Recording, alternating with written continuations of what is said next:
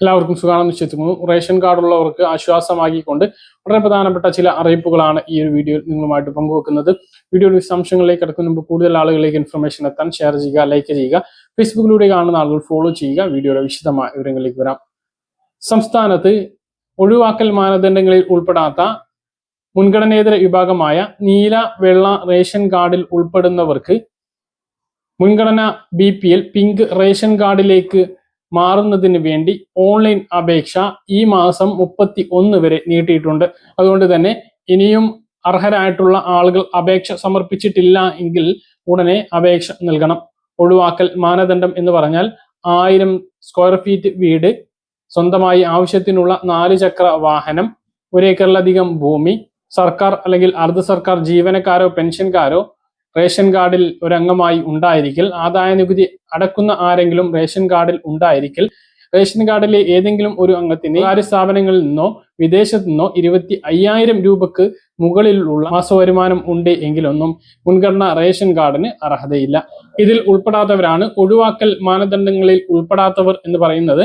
അപ്പോൾ ഇതിലൊന്നും ഉൾപ്പെടാത്ത നീല, വെള്ള റേഷൻ കാർഡ് കൈവശം ഉള്ളവർക്കാണ് മുൻഗണനാ റേഷൻ കാർഡിന് അപേക്ഷ സമർപ്പിക്കാൻ കഴിയുക. മുൻഗണനാ റേഷൻ കാർഡിന് അപേക്ഷ സമർപ്പിക്കുക എന്ന് പറഞ്ഞാൽ വെറും സൗജന്യ അരിയും റേഷനും മാത്രമല്ല, സർക്കാരിന്റെ മറ്റ് ഏത് ആനുകൂല്യത്തിനും മുൻഗണനാ റേഷൻ കാർഡിന് മുൻഗണന ലഭിക്കുന്നതാണ്. നമുക്കറിയാം, പുതിയൊരു റേഷൻ കാർഡിന് അപേക്ഷിച്ചു കഴിഞ്ഞാൽ മിക്കവാറും ആളുകൾക്കെല്ലാം വെള്ള റേഷൻ കാർഡാണ് ലഭിക്കുക. അതുകൊണ്ട് തന്നെ മുൻഗണനാ റേഷൻ കാർഡിന് ഇത്തരം ഒഴിവുകൾ വരുന്ന സമയത്ത് പിന്നീട് അപേക്ഷ സമർപ്പിച്ച് അതിലേക്ക് മാറേണ്ടതുണ്ട്. എപ്പോഴും ഇങ്ങനെയുള്ളൊരു അപേക്ഷ ക്ഷണിക്കാറില്ല. ഇപ്പോൾ നിരവധി ഒഴിവുകൾ ഉള്ളത് കൊണ്ട് തന്നെ അപേക്ഷിക്കുന്ന ആളുകളെ കൂടുതലായിട്ട് ഇതിൽ ഉൾപ്പെടുത്താനുള്ള സാധ്യതയുണ്ട്. നേരത്തെ അപേക്ഷിച്ചിട്ടും ഇതിൽ ഉൾപ്പെടാൻ കഴിയാതെ പോയിട്ടുള്ള മുൻഗണനേതര വിഭാഗമായിട്ടുള്ള ആളുകൾ ഈ മുൻഗണനാ റേഷൻ കാർഡ് ലഭിക്കുന്നതിന് വേണ്ടി അപേക്ഷ സമർപ്പിക്കണമെന്ന് ഓർമ്മിപ്പിക്കുന്നു. BPL ലിസ്റ്റിൽ ഉൾപ്പെടാൻ അർഹതയുണ്ട് എന്ന് തദ്ദേശ സ്ഥാപനത്തിൽ നിന്നും ലഭിക്കുന്ന സർട്ടിഫിക്കറ്റ് ലഭിക്കുകയാണ് എങ്കിൽ ഇതിൽ ഉൾപ്പെടുന്നതിന് വേണ്ടി കുറച്ചുകൂടി എളുപ്പമാകും. ഇല്ല എങ്കിൽ പോലും നിങ്ങളുടെ മറ്റ് ക്ലേശതകൾ കൂടി പരിഗണിച്ചുകൊണ്ട് ഈ അപേക്ഷ സമർപ്പിക്കണമെന്ന് ഓർമ്മിപ്പിക്കുന്നു. അതായത് നിങ്ങളുടെ വീട്ടിൽ ഏതെങ്കിലും രോഗികൾ ഉണ്ട് എങ്കിൽ ആ രോഗ വിവരങ്ങളും, സർക്കാർ പദ്ധതികളിലൂടെ വീട് ലഭിച്ചവർ, ആശ്രയ പദ്ധതിയിൽ ഉൾപ്പെട്ടിട്ടുള്ള ആളുകൾ, ഇങ്ങനെയുള്ളവരൊക്കെ ഉണ്ട് എങ്കിൽ അവർ തീർച്ചയായിട്ടും അപേക്ഷിക്കണം. അവർക്ക് എന്തായാലും മുൻഗണനാ റേഷൻ കാർഡ് ലഭിക്കുന്നതാണ്.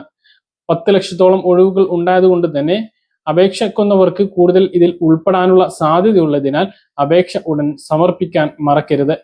ഈ മാസം, അതായത് 2025 ഡിസംബർ 31 വൈകുന്നേരം 5 മണി വരെ ഓൺലൈനായി അക്ഷയ കേന്ദ്രങ്ങളിലൂടെയും സ്വന്തമായി സിറ്റിസൺ ലോഗിനിലൂടെയും അപേക്ഷ നൽകാവുന്നതാണ്.